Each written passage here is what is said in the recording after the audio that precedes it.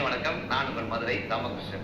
மன்னனும் மாசற கற்றோனும் சீர்தூக்கின் மன்னனிலும் கற்றோனே சிறப்பு. மன்னனுக்கு தன் தேசம் இல்லாமல் சிறப்பில்லை, கற்றோருக்கு சென்ற இடமெல்லாம் சிறப்புன்னு கல்வியினுடைய மேன்மையை கற்றுக் கொடுத்தது நம்ம தமிழ். படிக்கும் அறை கூட படுக்கும் அறை கூட படிக்கும் அறைக்கு பக்கத்தில் இருக்க வேண்டும் என்று கேட்கிறார் புரட்சியாளர் அம்பேத்கர் அவர்கள். படித்தால் மட்டுமே பாராள முடியும் என்கிறார் ஏபிஜே அப்துல் கலாம் அவர்கள். தனக்கு விஷம் கொடுக்க போகிறார்கள் என்று தெரிந்தும் படித்துக் கொண்டே இருந்தார் சாக்ரட்டிஸ். தூக்கு மேடைக்கு செல்லும் வரை படித்துக் கொண்டே இருந்தான் பகத்சிங். தூக்கு கயிறு தனது கழுத்தை நெருக்கும் வரை படித்துக் கொண்டே இருந்தான் உமர் முக்தா. தனது அறுவை சிகிச்சையை கூட தள்ளி போட்டார் பேரறிஞர் அண்ணா அவர்கள்.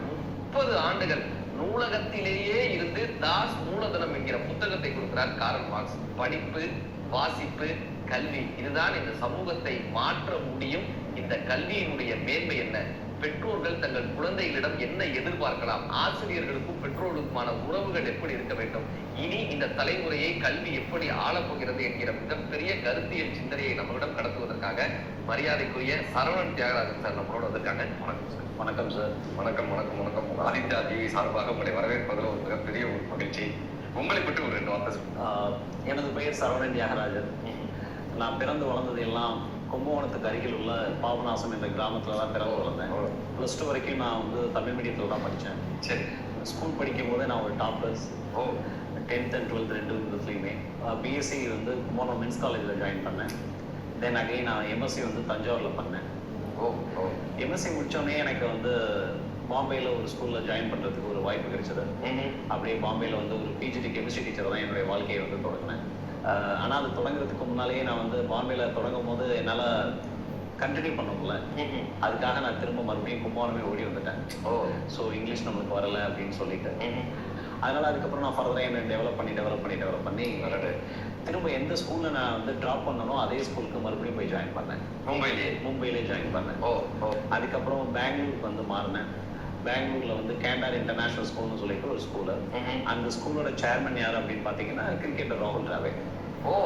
அந்த கிரிக்கெட்டர் ராகுல் டிராவிட் தான் என்னோட சேர்மனா இருந்தாரு. சார், எங்களுக்கு ரொம்ப பிடித்த கிரிக்கெட் பிளேயர் சார் அவர், உங்களோட சேர்மன். சாருக்கு வந்து பவுல் பண்ணியிருக்கேன். ஆமா, கிரிக்கெட் விளையாண்டுருக்கோம், அவரோட சேர்ந்து விளையாண்டுருக்கோம். நல்லா என்கரேஜ் பண்ணியிருக்காரு. ஒரு நல்ல ஒரு ஃபியூச்சரிஸ்டிக் எஜுகேஷனிஸ்ட். நம்மளை பொறுத்த வரைக்கும் சாரை பொறுத்த வரைக்கும் ஒரு கிரிக்கெட்டராக தான் நமக்கு எல்லாருமே, ஆனால் அவர் ஒரு மிகச்சிறந்த எஜுகேஷனிஸ்ட். ஆமா. டிராவிட் அவர்களை சொல்லும் போது இந்த wall of Indian cricket team அப்படின்வாங்க. யாராலையும் தகர்க்க முடியாதவர். ஏன்னா எவ்வளவு பெரிய சவால்கள் வந்தாலும் அவர் அப்படியே எதிர்த்து நிற்பாரு. அத்தனை பவுலர்ஸ்க்குமே ஒரு பெரிய சிம்ம சொப்பனமாக இருந்தவர் தான். எந்த இடத்துலையுமே விழுறது தப்பு கிடையாது, திரும்பி எந்திரிக்காம இருக்கிறது தான் தப்பு அப்படின்னு நம்ம பெரியவங்க கற்றுக் கொடுத்துருக்காங்க. ஸோ எனக்கு இங்கிலீஷ் தெரியாம இருந்தது. நான் மும்பையிலேருந்து திரும்ப வந்துட்டேன். ஆனாலும் கூட திரும்ப அதே இடத்துலயே போய் சாதித்து காமித்தேன். நீங்க சொன்ன அந்த இடம் இருக்குல்ல, அது உண்மையிலேயே பெரிய ஒரு இன்ஸ்பிரேஷனா இருந்தது. இந்த தலைமுறைக்கு பெரிய இன்ஸ்பிரேஷனா இருந்தது. ஆக்சுவலாக ஆமாம், நான் பாம்பே ஃபர்ஸ்ட் போகும்போது எனக்கும் வந்து தமிழை தவிர வேறு எந்த லாங்குவேஜுமே தெரியாது. ஓகே. ஆனால் கெமிஸ்ட்ரியில் வந்து அந்த ஸ்கூலில் வந்து ஒரு டெஸ்ட் வச்சாங்க. அந்த டெஸ்ட்டில் வந்து 48 out of 50. அதனால வந்து என்னுடைய பிரின்சிபல் வந்து mister Pradeep K Das. Basically is a white guy. அதாவது லண்டன்லேருந்து வந்தவர். அப்போ அவர் வந்து என்னுடைய ஸ்கில்ஸை வந்து சப்ஜெக்டில் தான் பார்த்தாரு, என்னுடைய லாங்குவேஜில் பார்க்கல. அப்போ அவர் என்ன பண்ணார் அப்படின்னு பார்த்தீங்கன்னா, இவரை வந்து டீச்சிங் அசிஸ்டண்டாக பண்ணி ஃபர்ஸ்ட் போடுவோம். ஒரு ஒயிட் பீப்புள் தான் அந்த ஸ்கூலில் வந்து டீச் பண்ணுவாங்க. அப்போ வந்து அந்த ஒயிட் பீப்புளுக்கு வந்து ஒரு டீச்சிங் அசிஸ்டண்டாக இருக்கட்டும் அப்படிங்கிற மாதிரி தான் போட்டாங்க. ஆனால் அந்த ஒயிட் பீப்புளோட இன்ட்ராக்ட் பண்ணுறதுக்கே எனக்கு லாங்குவேஜ் தேவைப்பட்டுச்சு. அப்போ தான் நான் ஃபர்ஸ்ட் ஃபீல் பண்ணேன். ஸோ லாங்குவேஜ் வந்து எந்த அளவுக்கு இம்பார்ட்டன்ட்ங்கிறது புரிஞ்சுக்கிட்டேன். ஆனால் அதே பிரின்சிபல் தான் என்னை ரியலைஸ் பண்ண வச்சார். உங்களுக்கு இவ்வளோ ஸ்கில்ஸ் வந்து கெமிஸ்ட்ரியில் இருக்கும்போது லாங்குவேஜ் வந்து ஒரு பேரிகேடாக இருக்க வாய்ப்பு இல்லை. நீங்கள் எஃபர்ட் போட்டிங்கன்னா கட்டாயமாக உங்களால் வர முடியும்னு சொல்லுங்க. அப்போ நான் என்ன பண்ணேன் அப்படின்னு பார்த்தீங்கன்னா, இந்த கிரேட் 2 கிரேட் 3 குழந்தைங்களோட தான் போய் பேசுவேன். அப்போ அவங்கள்ட்ட பேசும்போது சின்ன குழந்தைங்க என்னென்ன வகையான வேர்ட்ஸ் யூஸ் பண்ணுறாங்கிறத நான் கேட்ச் பண்ணேன். ஒரு பிரைவேட் ஸ்கூலில் சென்னையில் இருக்கக்கூடிய ஒரு மிகப்பெரிய பிரைவேட் ஸ்கூலோட ஃபவுண்டர் பிரின்சிபல் நான். அந்த ஸ்கூலில் நான் இருக்கும்போது என்ன பண்ணோம் அப்படின்னு பார்த்தீங்கன்னா, கேட்ச் ஒன் டீச் ஒன் அப்படின்னு ஒரு கான்செப்ட் எடுத்து கிராமப்புற மாணவர்களுக்கு போனோம். கிராமப்புறத்தில் திருவள்ளூர் மாவட்டத்தில் வந்து ஒரு 2-3 கிராமங்களை சூஸ் பண்ணி அந்த கிராமங்களுக்கு சாட்டர்டே சண்டே போய் அங்கே வந்து எங்கள் ஸ்கூல் குழந்தைங்களே வந்து ஒவ்வொரு குழந்தைங்களுக்கும் டீச் பண்ணுவாங்க. இங்கிலீஷை வந்து சொல்லி கொடுத்தாங்க. இது ஆனால் நம்ம தமிழ்நாடு கவர்மெண்ட்டை பொறுத்த வரைக்கும் புதுசு கிடையாது. ஏன்னா நான் ஸ்கூல் படிக்கும் போதே அறிவொளி இயக்கம்னு ஒரு விஷயம் இருந்தது. அந்த அறிவொளி இயக்கத்தில் சொல்லி கொடுத்தது தான். அதே தான் நாங்க வந்து என்ன பண்ணுவோம் அப்படின்னு பாத்தீங்கன்னா நேம் டேக் மட்டும் கொஞ்சம் டிஃப்ரெண்டா ஸ்டைலா யூஸ் பண்ணி அந்த கிராமங்களுக்கு போய் சொல்லி கொடுக்க ஆரம்பிச்சோம். ஒரு லாங்குவேஜ் இது ஒரு பெரிய விஷயம் கிடையாது. இத ஜஸ்ட் ஒரு நாலேஜா பார்க்காம ஒரு மொழியா பார்த்தோம்னா நம்மளால ஈஸியா வந்துடும். இனி வரக்கூடிய இந்த சமூகத்திற்கு இந்த ஏஐன்றது சவாலாக இருக்குமா, அல்லது நம்ம மாணவர்களை இந்த ஏஐயை அடாப்ட் பண்ணிக்கிறதுக்கு நம்ம எப்படி ட்ரை பண்ணணும்? கட்டாயமா ஏஐ வந்து ஒரு சவாலா இருக்காது. நிறைய ஒரு மித் பாத்தீங்கன்னா சொசைட்டில வந்து ஏஐனால வந்து எம்ப்ளாய்மெண்ட் பெர்சன்டேஜ் வந்து ரெடியூஸ் ஆகும் இல்லை குறைஞ்சிரும் அப்படிலாம் நம்ம நினைக்கிறோம். கட்டாயமா ஏஐ யார் பயன்படுத்த தெரியலையோ அவங்க தான் அகைன் வந்து நம்மளுக்கு வந்து ஒரு பேக்வர்ட் கிளாஸ்ல போயிருப்பாங்க. ஏன்னா இந்தியாவை பொறுத்த வரைக்கும் இதுதான் ரியாலிட்டி. இப்போ அன்எம்ப்ளாயபிள் பெர்சன்டேஜ் பாத்தீங்கன்னா எவ்ரி சிங்கிள் டே வந்து அதிகமாக தான் ஆகுது. அதுக்கு காரணம் வந்து டெக்னாலஜி கிடையாது, ஏஐ கிடையாது. நம்மளுடைய அந்த பேசிக் ஸ்கில்ஸ், அந்த பேசிக் ஸ்கில்ஸ் அப்படின்னு பார்க்கும்போது ஈவன் நானே ஒரு 2004 நான் தான் பெஸ்ட் எக்ஸாம்பிள், ஒரு அன்எம்ப்ளாயபிள். இப்போ இந்தியன் சேலஞ்சஸ் அப்படின்னு சொல்லிட்டு ஒரு ஆர்கனைசேஷன் இருக்கு இந்தியால. அதுல பாத்தீங்கன்னா இந்த ரிப்போர்ட் பாத்தீங்கன்னா வந்து எவ்ரி அகாடமிக் இயர் வந்து டிராப் அவுட் பெர்சன்டேஜும் அதிகமாகுது, அதே மாதிரி அன்எம்ப்ளாயபிள் பெர்சன்டேஜும் அதிகரிக்குது. அப்போ இத வந்து ஏன் நம்மளுக்கு ஏஐக்கு முன்னால நம்மளால சரி பண்ண முடியல அப்படிங்கும் போது கட்டாயமா அதுக்கான ஆன்சர்ஸ் வந்து யாருக்கிட்டயுமே இல்லை. ஆனா இப்ப இந்த ஏஐ மூலியமா 100% ஒரு குழந்தை வந்து சரியா படிக்க தெரியல, எழுத தெரியல அப்படின்னா கூட ஏஐ மூலியமா அந்த குழந்தையோடைய ரீடிங் ஸ்கில்ஸையும் நம்ம இம்ப்ரூவ் பண்ண முடியும், ரைட்டிங் ஸ்கில்ஸ் இம்ப்ரூவ் பண்ண முடியும், லிசனிங் ஸ்கில்ஸ் இம்ப்ரூவ் பண்ண முடியும், ஸ்பீக்கிங் ஸ்கில்ஸ் இம்ப்ரூவ் பண்ண முடியும். அப்போ இதை எப்படி நம்ம எடுத்துக்க போறோம்? இப்போ 2045 வந்து சிங்குலாரிட்டி அப்படிங்கக்கூடிய ஒரு விஷயம் ஏற்பட போகுது.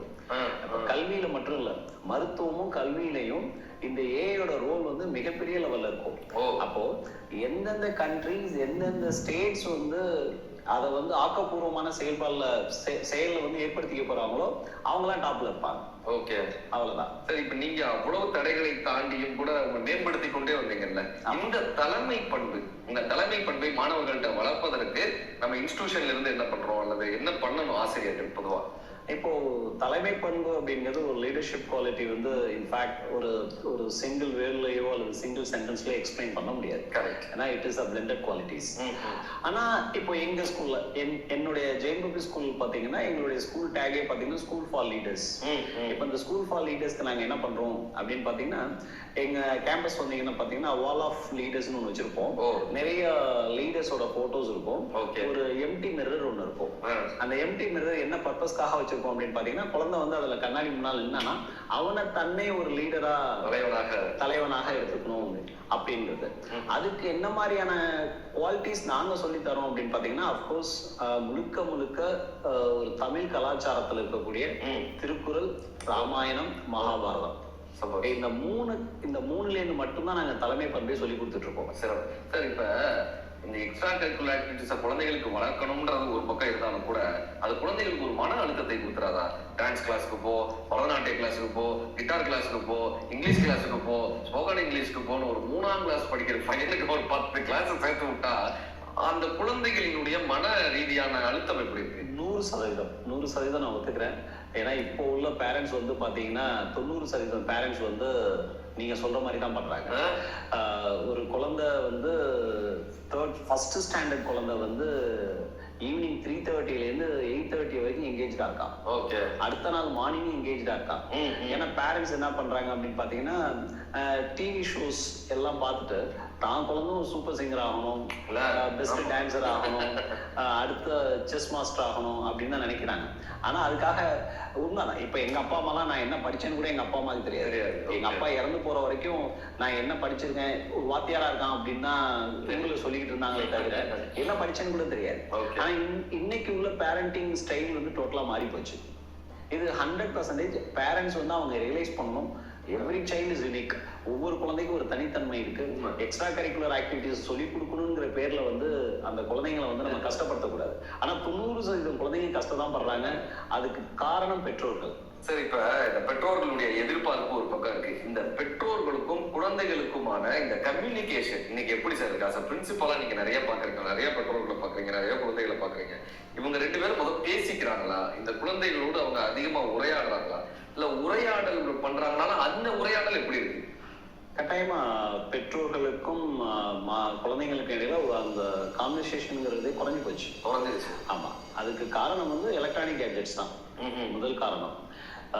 பசங்களை குழந்தைங்களா இருக்கட்டும் இல்லை பெற்றோர்களா இருக்கட்டும், அவங்களுடைய ஒர்க் ஸ்கெடியூலுக்காக வந்து குழந்தைங்களை வந்து பெற்றோர்களை பிளேம் பண்றாங்க, குழந்தைங்க பெற்றோர்களை பிளேம் பண்றாங்க. அதுதான் உண்மை. இப்போ முதல்லாம் நம்மளுக்கு வந்து அன்னைக்கு வந்து ஒரு ஹோம்ஒர்க் கொடுத்தோம் அப்படின்னோம்னா அந்த குழந்தைக்கு தெரியல அப்படின்னா பெற்றோர்கள்ட்ட கேட்பாங்க, இல்லைன்னா டீச்சர்ஸ்ட கேட்பாங்க. இன்னைக்கு வந்து பெற்றோர்கள் வந்து என்ன ஆன்சர் பண்றாங்க, உதாரணத்துக்கு என் வீட்டிலே என் மிஸ்ஸஸ்ட ஏதாவது என் பையன் ஒரு கொஸ்டின் கேட்கணும் அப்படின்னா என் ஒய்ஃப் வந்து ChatGPT கேட்கல அப்படின்னு சொல்றாங்க, ஆன்சர் கிடைச்சிருது.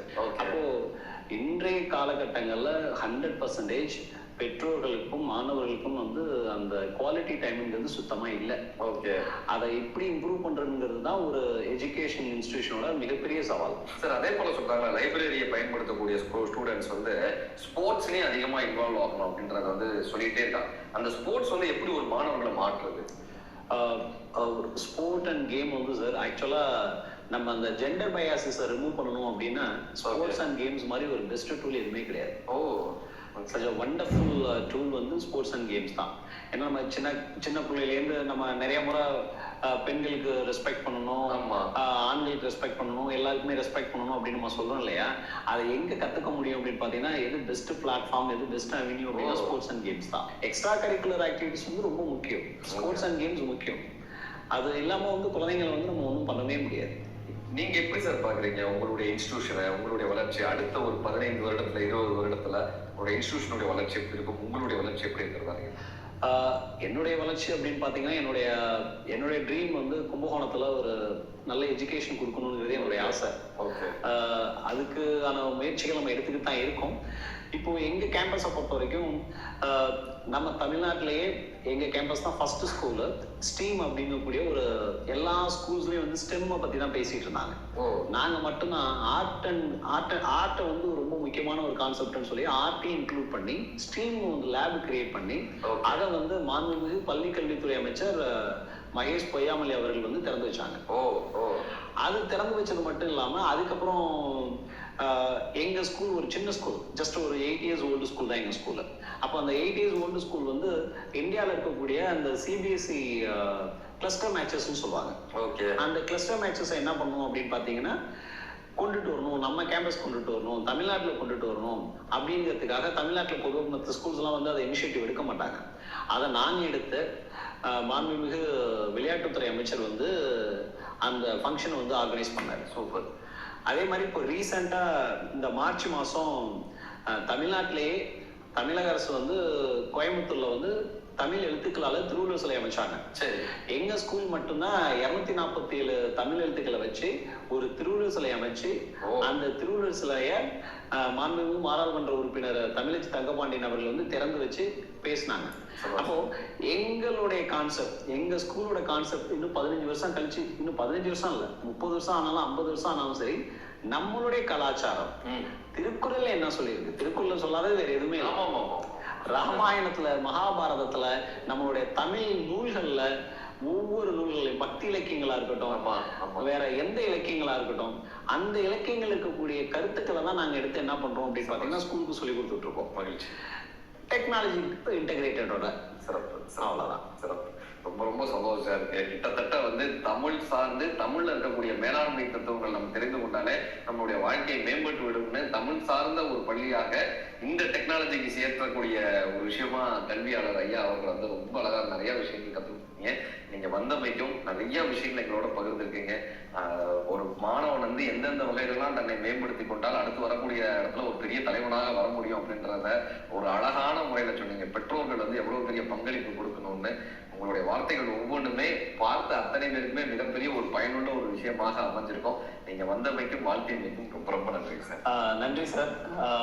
ஆக்சுவலி எனக்கு வாய்ப்பளித்த ஆதித்யா தொலைக்காட்சிக்கும் இந்த நிகழ்ச்சியை பார்த்து கொண்டிருக்கக்கூடிய அனைத்து பெற்றோர்களுக்கும் கல்வியாளர்களுக்கும் குழந்தை செல்வங்களுக்கும் மிக மிக நன்றி. நன்றி.